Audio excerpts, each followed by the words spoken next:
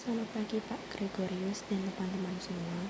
Dalam video ini saya akan menjelaskan terkait pengertian teologi moral dan pentingnya implementasi teologi moral ini dalam kehidupan sehari-hari berdasarkan agama yang saya anut, yaitu agama Kristen. Sebelumnya perkenalkan, saya Clarissa Sindarawan, biasa dipanggil Jesslyn. Saya merupakan mahasiswa manajemen angkatan 2020 Unika Sudia Purwanata Semarang dengan NIM 20D10065. Saya merupakan anak kedua dari 3 bersaudara. Hobi saya menonton film dan saya juga suka mempelajari hal-hal yang baru untuk mengisi waktu luang saya. Nah, terkait moral sendiri, banyak dari kita menganggap adanya moral merupakan hal yang berasal dari kebiasaan lingkungan di sekitar kita. Namun hal ini tidak sepenuhnya benar. Maka dari itu, teologi moral dalam implementasi dalam hidup manusia merupakan aspek yang penting. Teologi moral ini juga disebut sebagai etika Kristen, di mana hal ini merupakan penanaman dan penerapan teologi moral dalam agama Kristen, yang di dalamnya menjelaskan tentang kualitas perilaku manusia.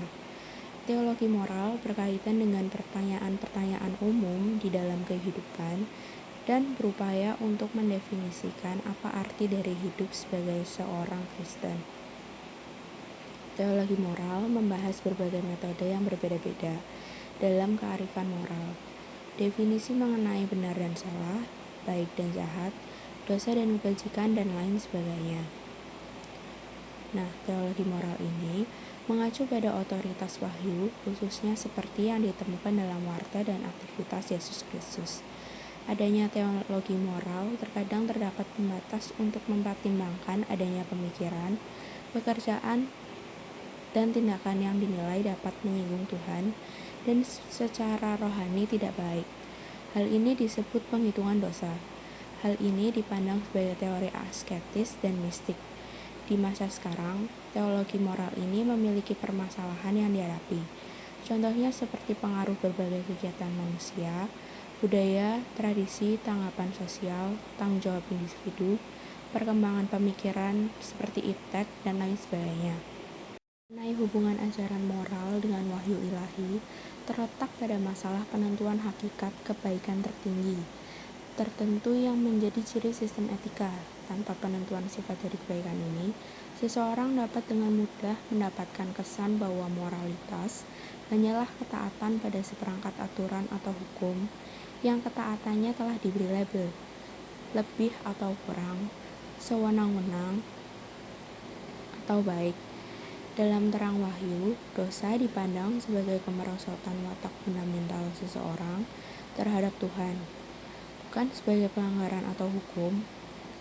Kebajikan dipandang sebagai kapasitas kebiasaan seseorang untuk menanggapi secara bebas dan sadar situasi dengan cara yang mencerminkan dan mengintensifkan kesesuaiannya dengan Yesus Kristus. Teologi moral ini tentunya sangat penting. Hal ini bukan sebagai citra diri kita sebagai seorang individu, melainkan lebih ke bagaimana kita sesuai dengan prinsip Kristianis secara rohani, kemudian diterapkan melalui perilaku atau sikap yang kita terapkan. Orang yang memiliki moral yang baik akan menimbulkan suasana positif pada lingkungannya. Hal ini dapat mendatangkan kasih sayang dan perdamaian antar sesama. Penerapan teologi moral juga mengajak kita sebagai pelaku untuk berbuat sesuai dengan apa yang nantinya menghasilkan hal yang positif, tidak merugikan orang lain, mengetahui apa yang baik dan tidak baik, tahu bagaimana harus berperilaku atau bersikap, dan lain sebagainya. Jika penerapannya sudah dilaksanakan dengan sangat baik, hal ini menimbulkan adanya pribadi yang memiliki tanggung jawab, jujur, adil, dan memiliki nilai-nilai positif yang membangun dalam hidupnya.